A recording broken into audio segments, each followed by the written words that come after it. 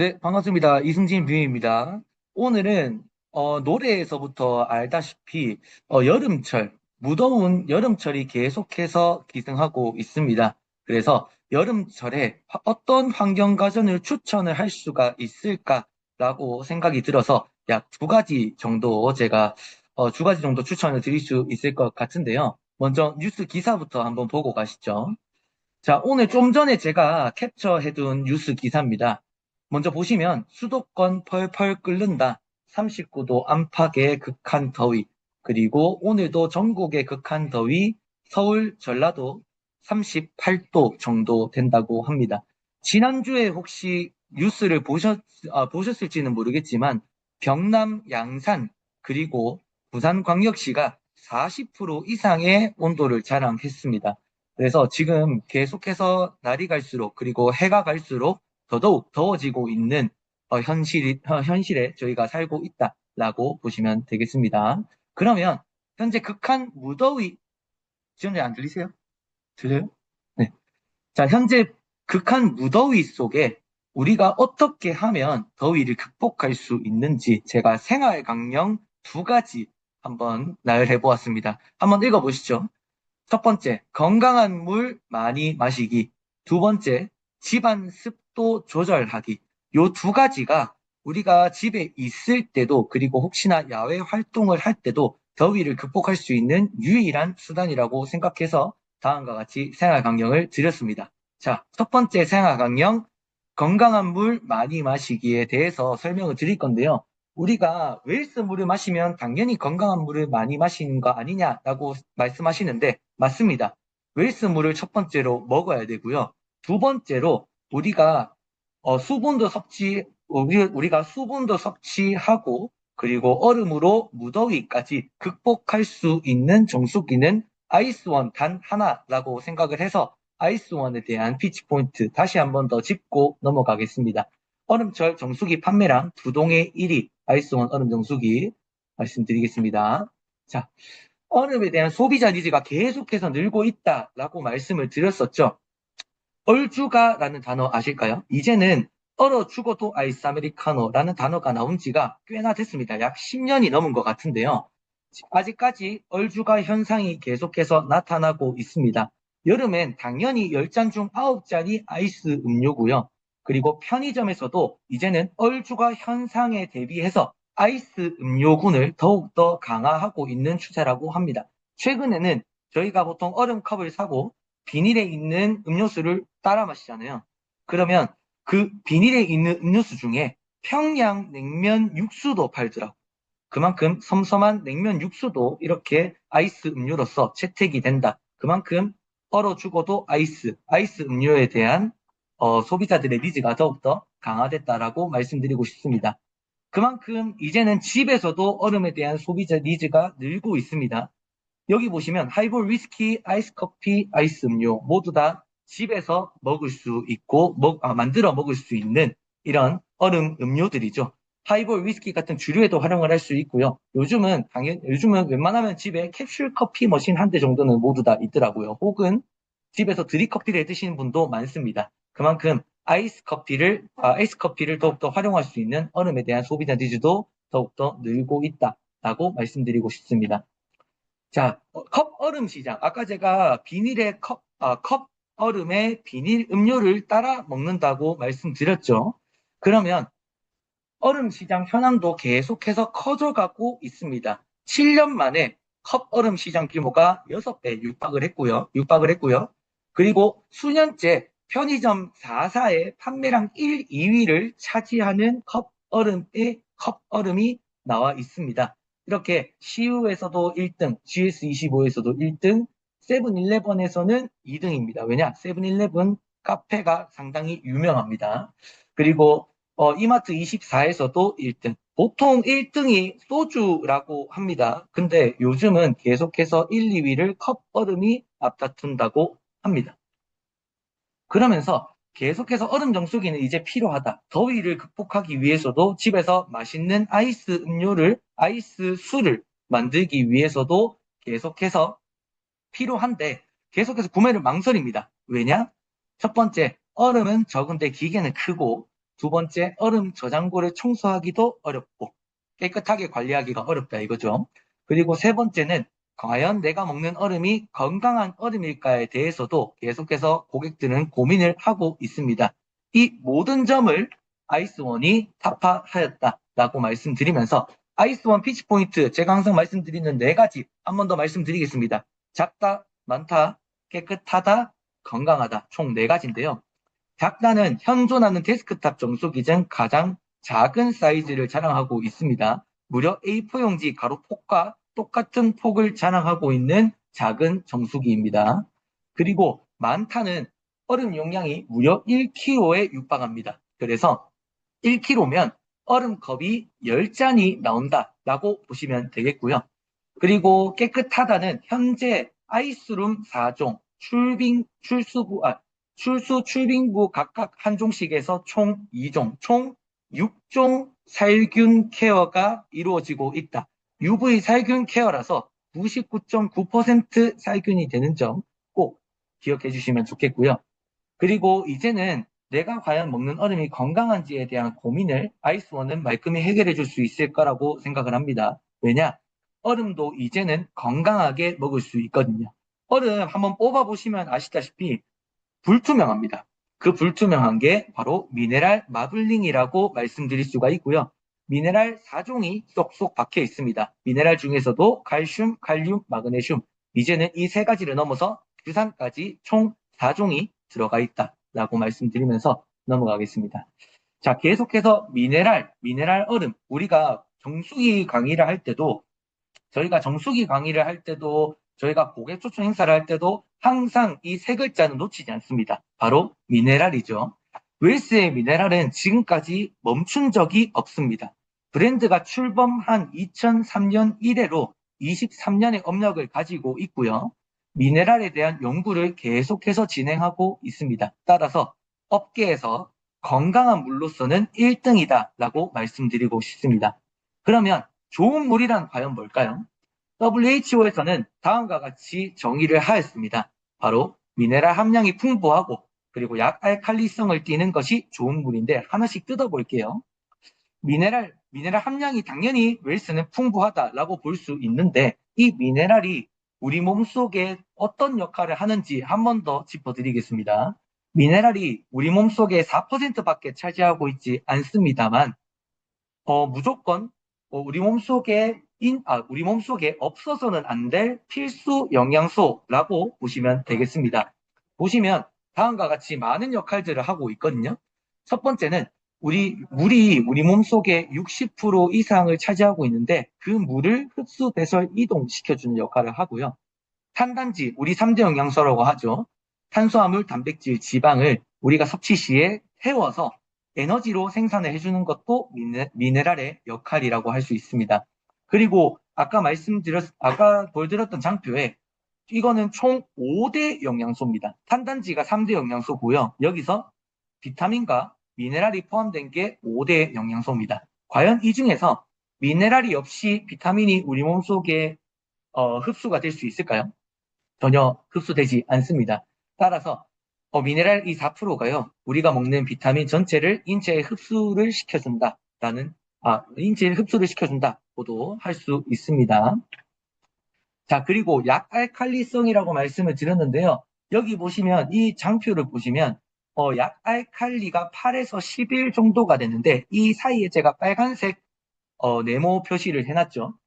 혈액입니다.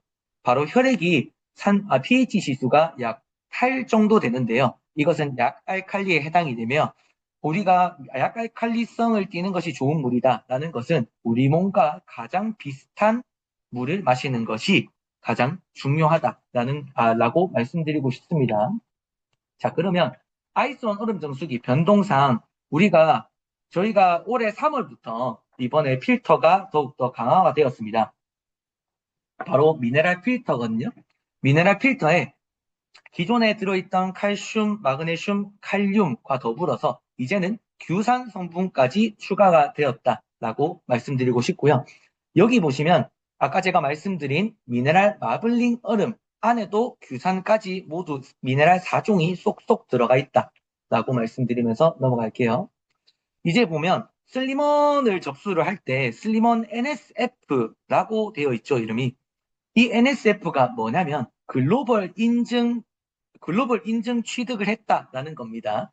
이 NS 인증 취득으로 인해서 유해물질 차단 성능을 더욱더 입증이 됐고요. 미세 플라스틱 등 오염물질이 더욱더 완벽하게 제거가 되었다라는 인증 마크라고 보시면 되겠습니다. 기존에 출수 출빙부 각각 한 종에서 총 2종, 그리고 아이스룸에 2종, 총 4중 UV 살균 케어 시스템이 있었다면 이제는 올해 3월부터는 더욱더 업그레이드 되어서 아이스룸에 2종이 추가되어 총 6중 UV 살균 시스템이 이루어져 있습니다. 자, 살균 케어 시스템. 우리가 UV 케어 각도가 기존에는 94.8도였다면 현재는 약 25.2도 정도 더 늘어서 120도의 아주 넓은 케어 범위를 가지고 있습니다. 자, 아이스원 6년 6개월에 이번에 프로모션 10일까지 진행이 되죠. 14차월 동안 14차월 동안 반값 행사를 진행하고 있습니다. 단 6년 6개월 39,900원에만 해당이 되는 거고요. 여기다가 만약에 내가 플래너 599 라이프를 1구자 묶었다 라고 보시면 14차월 동안 영원으로 지낼 수 있게 되겠습니다.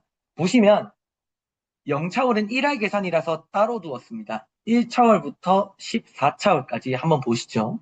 자, 반값 렌탈료 19,950원에 599에 대한 라이프 할인 금액 22,500원을 제외하면 오히려 2,550원이 남게 됩니다.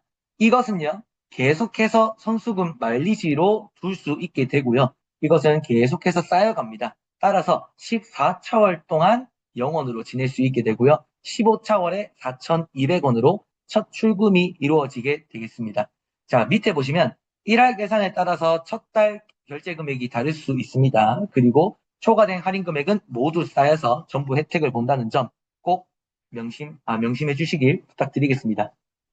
자, 그러면 생활 강령 두 번째, 집안의 습도 조절하기라고 나와 있는데요. 여기에 맞는 상품에 대한 것을 한번 보여드릴게요. 자, 제가 오늘 제가 거주하고 있는 대구의 습도를 한번 보여드릴게요. 자, 9시에 65도, 점차 내려갔다가 올라가는 것을 볼 수가 있습니다. 저녁부터 시작해서 60% 이상의 습도를 나타내고 있고요. 새벽에는 무려 85도의 습도를 나타내고 있습니다. 이것은 계속해서 낮에는 우리 햇빛 때문에 습도가 점점 줄어들었다가 이제는 점점 기온차가 있는 새벽에 습도가 더욱더 많이 나타나고 있다라고 보시면 되겠는데요. 제가 이 기사를 한번 발췌했는데 한번 보시죠. 기온이 섭씨 32도, 습도가 96%면 가만히 있어도 땀이 나는 날씨가 되고요. 그리고 습도가 48도로 낮아지면 섭씨 35도의 더위가 되어야 이제야 땀이 난다라고 합니다. 따라서 기온이 높더라도 습도가 낮을 경우에는 참을 만한 더위가 된다라고 얘기를 하고요. 결론적으로 냉방을 할 경우에 여기서 가장 중요합니다. 우리가 계속해서 지금 에어컨을 거의 24시간 동안 틉니다. 그러면 냉방을 할 경우에 단지 온도를 내리는 것만이 아니고 몸에도 좋지 않은 습도도 적당히 내릴 필요가 있다라고 합니다. 우리가 가장 기분이 좋다고 느끼는 온도와 습도는 여름에는 기온이 24도 정도, 그리고 습도는 50% 정도라고 합니다. 자, 이제는 장년이 제습기를 우리 그리고 거실과 옷방에만 쓰는 게 아닌, 이제는 가죽 가방, 모피, 액세서리를 위에서도 쓰는 것도 이제는 잘 알고요. 더구나 주방에 조미료나 쓰레기통의 습기, 그리고 약통의 습기까지 우리가 케어를 할 수 있는 것도 누구보다 잘 알고 있습니다. 그러면 최적의 실내 습도를 한번 찾아볼게요. 0에서 40, 40에서 60, 60에서 100 이렇게 세 구간으로 나눴는데요. 가장 최적의 습도는 40에서 60 정도라고 합니다. 60% 이상만 되어도요. 곰팡이의 위험 속에 살아야 되고, 그리고 먼지 진드기, 와 같은 벌레 속에서 살아야 되는 아주 위험한 습도가 될 수가 있고요. 그래서 우리가 습도가 그냥 적으면 적을수록 좋은 거지 않냐라고 했을 때 0에서 40% 미만만 되더라도요. 바이러스가 번식하기 가장 좋은 환경이다라고 말씀드리고 싶습니다. 따라서 최적의 실내 습도는 40에서 60%이며 보통은 50% 내외를 유지하는 것이 가장 베스트라고 하고요. 보면 수면 적정 습도가 저는 가장 중요하다고 생각합니다. 좀 전에 제가 보여드렸던 자료에서 우리가 자고 있을 시간대인 저녁부터 새벽까지 가장 습도가 많이 나타난다라고 말씀을 드렸었는데요.